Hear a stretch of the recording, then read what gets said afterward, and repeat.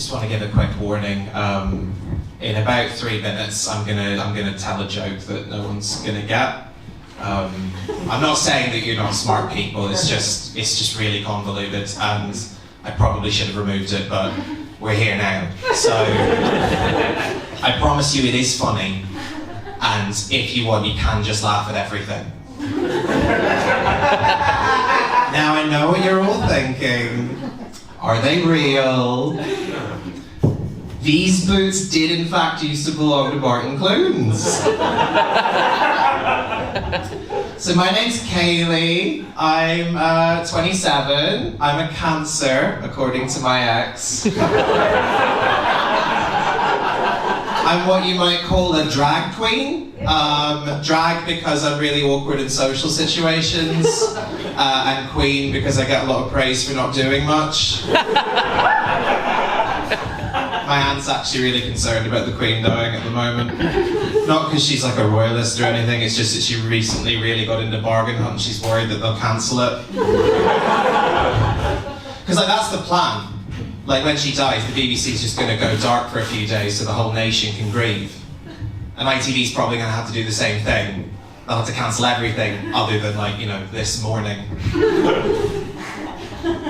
Just put you in the title.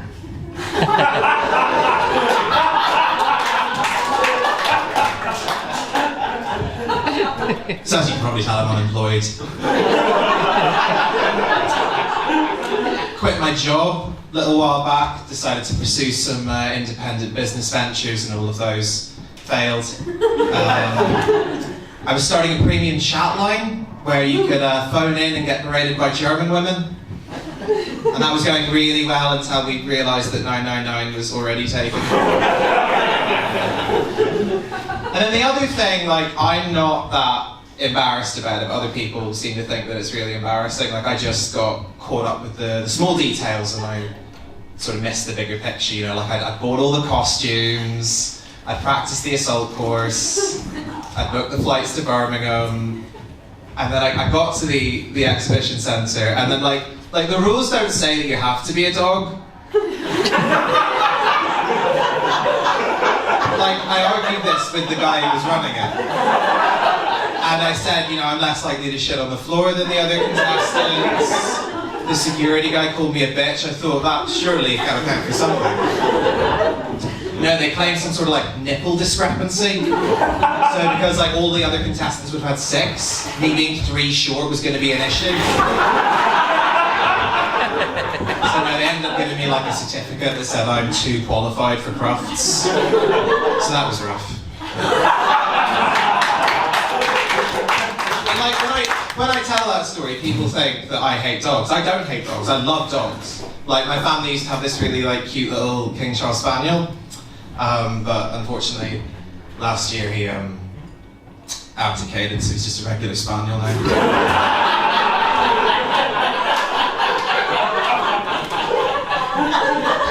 Ruling just got too much for him.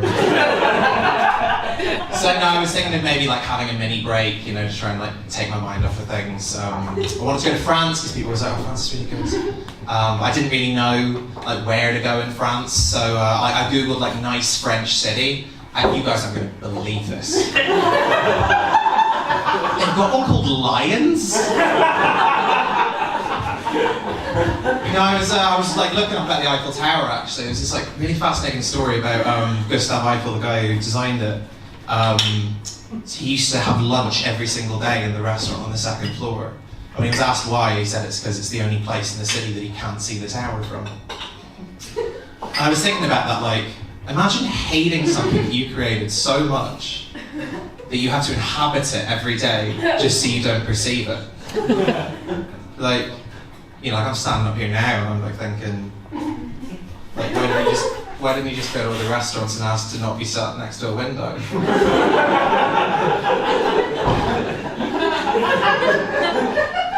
My mind's just a bit all over the place. I'm sorry. Like, that's not relevant. Like, I'm helping my aunt remodel her house at the moment, so it's kind of like got me in a bit of a dither. She's just got like the weirdest stuff in her house. Like, I was helping her sort of conservatory the other day, and she has like a shed load of rakes in there. Like 1 rake.